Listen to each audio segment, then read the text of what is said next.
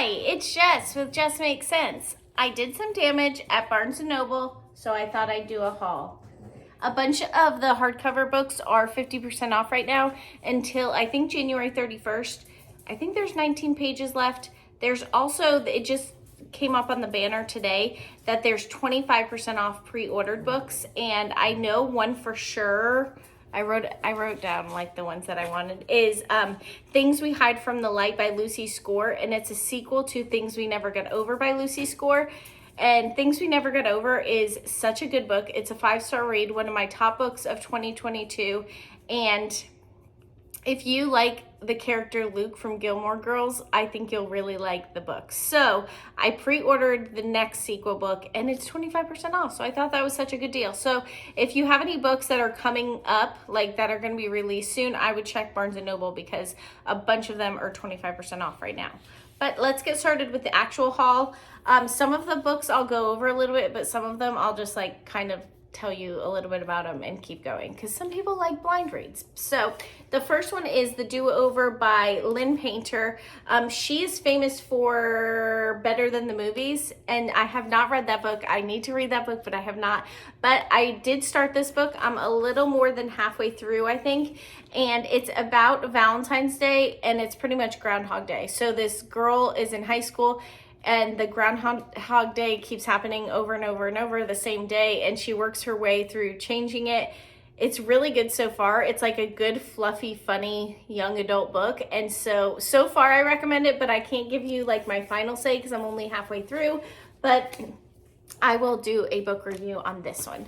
The next one is Funny You Should Ask, and this is like a then and now, and I think it goes back and forth between 10 years back and like the current time. And it's about a girl who's a publisher, and she like interviews this celebrity guy, and then 10 years later, I don't want to know a lot about this book, so I'm not reading the whole synopsis. I kind of just want to dive in it. This book I grabbed at Target. When I bought online, picked up in store, it was 48% off. But if I just bought it in store, it was just 20% off. So check Target because they're finicky about that. Next one is In 5 Years.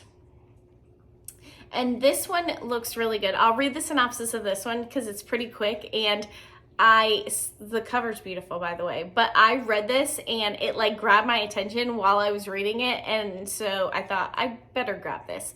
It says, Danny Cohen lives her life by the numbers. She is nothing like her lifelong best friend, the wild, whimsical, believes in fate Bella.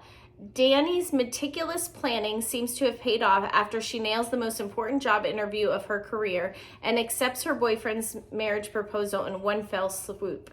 Falling asleep completely content, but when she awakens, she's suddenly in a different apartment with a different ring and beside a very different man. Yikes. Danny spends exactly 1 hour, 5 years in the future before she wakes again in her own home in the brink of midnight. And it is 1 hour she cannot shake. In 5 Years is an unforgettable love story, but it is not the one you're expecting. I thought that was like so good. Did that not grab your attention? Maybe because I'm not the best reader, but I thought it was good. Next, while I'm doing this, I get this on Amazon. This is My Reading Life, and it's created by Anne Bogle. I will go through. It has like some books, genres you like, mysteries and love stories, like the names of them. But then you go to this one, and it has a My TBR list, to be read list here. Title, author, why, and date added. There's a bunch of pages for that. And then the actual reading log is right there. I don't know if I'll go into memorable quotes. I probably will do thoughts and impressions. Mainly it's like a reading tracker for me because I have a goal this year. I don't want to say it out loud just in case I don't hit it. But I might not do the memorable quotes, but a lot of times I do like thoughts and impressions because I forget books really, really easily and movies very easily. I don't know what's wrong with my brain, but I forget it very easily. And then somebody will ask me and I'm like, I don't remember. Or I'll be like, that book was good, but I don't know why it was good. Like, I have no recognition of this book and why it was good or the characters' names. But as soon as I see it, like I see myself writing it down, I'm like, oh my goodness, that book had this in it and this in it and this in it. I totally forgot. So this is like a good reminder for me. Some people do it just so they can like track, but me, it's also to remember the books because I don't have the best memory. And I think you can read, there's a spot for 100 books. There's also like a bigger 8.5 by 11 type size at Barnes & Noble that I might get. And it's really cute too. Not saying that over 100 is my goal this year for reading, because it's definitely not even close to that.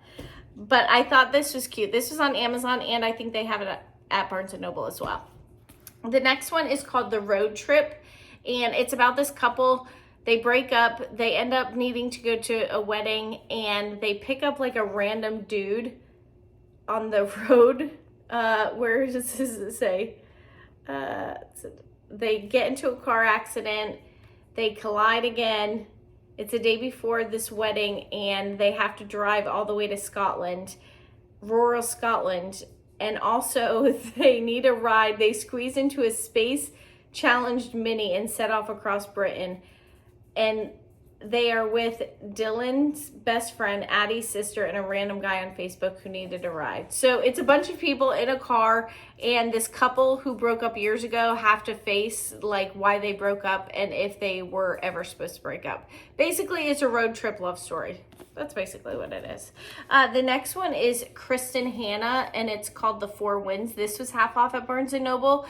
And I read the synopsis, and it's nothing like I normally would read. And I was looking for something like that because I like suspense, thrillers, fantasy, and like romance. And I never branch out to anything else. So I thought this book was kind of like branching out without branching out too much.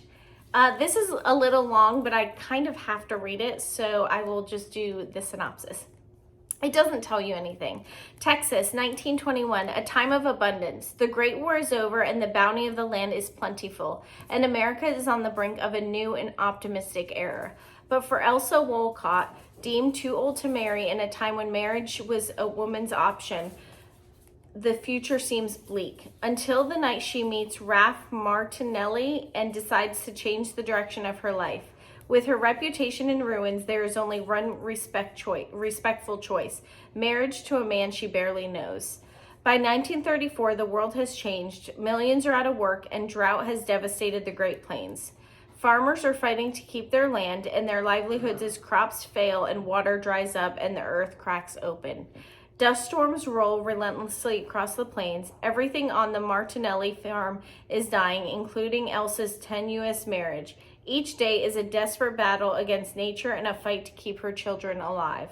In this uncertain and perilous time, Elsa, like so many of her neighbors, must make an agonizing choice. Fight for the land she loves or leave it behind and go west to California in a search of a better life for her family. The Four Winds is a rich, sweeping novel that stunningly brings to life the Great Depression and the people who lived through it, the harsh realities that divided a nation, an enduring battle between the haves and have-nots. That reminds me of Big Brother. If you know Big Brother, you'll know what that is.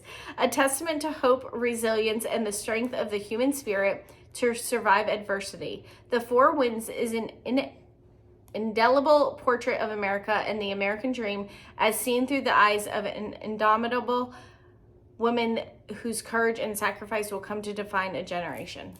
That was long-winded. Maybe that's why it's called The Four Winds, because that was a whole book. But it's very different than what I'm used to.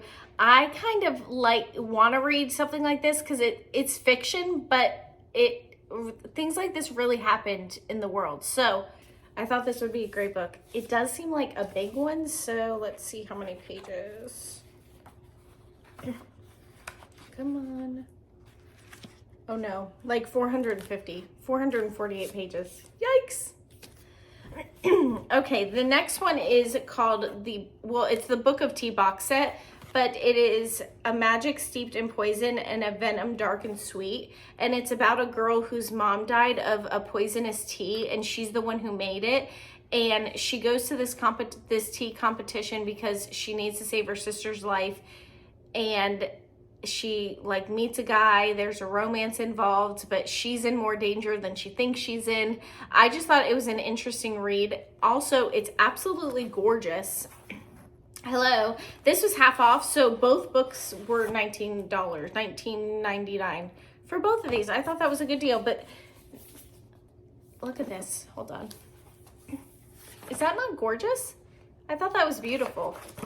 So I had to grab this one. Excuse me. I'm a little sicky. Not that sick, but a little sicky. And this is by Judy I. Lin, #1 New York Times bestselling author. And it's a 2-box set. I just think that this is different than what I normally read, so I want to grab this one too. The next one is a short read. This one looks short. 290 pages. This one is about a lady named Jane Morgan. She's a lawyer. She ends up having relations on a New York City apartment building, like on the top, and a nosy neighbor calls the cops. They arrest her. I think she gets 6 months house confinement. She loses her job. She's in despair, and then she figures out like that the person who told on her might be like a bad person too. So it's kind of like a funny mystery kind of book. I thought that was cute. This was buy one, get one half off at Barnes & Noble. It wasn't like a hardcover one, but I think something else I got was buy one, get one half off. Where was that other one? Oh, the road trip. So I bought one and I got the other one half off.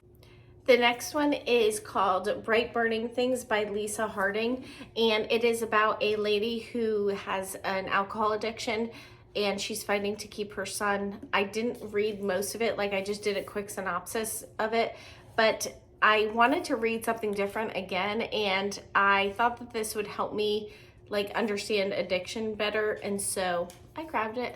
I thought it might be a good read, something interesting. Okay, the last and final one is The Ocean State, and I'm from the Ocean State, Rhode Island, so I thought this would be a good book for me. It's by Stuart Onan. It says, set in a working class town on the Rhode Island shore, Onan's latest is a crushing, beautifully written, and profoundly compelling novel about sisters, mothers, and daughters, and the terrible things love makes us do. In the first line of Ocean State, we learn that a high school student was murdered, and we find out who did it.